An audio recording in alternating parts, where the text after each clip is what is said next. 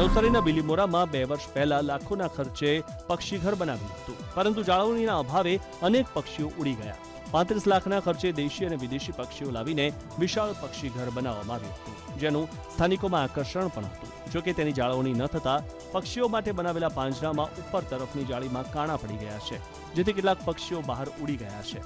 પાલિકાની આ ગંભીર બેદરકારી સામે લોકોમાં રોષ છે, તો પાલિકા નવા પક્ષીઓ લાવીને પક્ષીઘરને ફરી ધમધમતું કરવાનો રાગ આલાપી રહી છે. ટેક્સના અભાવે ઘણા પક્ષીઓ ઉડી જવાની ફરિયાદ આવી છે અને આમાં લાખો રૂપિયાના ખર્ચે આવેલા પક્ષીઓ છે અને જે આ દેખરેખના અભાવે જે નાના પક્ષીઓ ઉડી જાય છે, અમે ચીફ ઓફિસરને મૌખિક જાણ કરી છે કે ભાઈ આની દેખરેખ બરાબર થવી જોઈએ. પક્ષીઓ ઉડી નથી ગયા, પણ એ કોન્ટ્રાક્ટરની વાત મારા સાથે થયેલી હતી.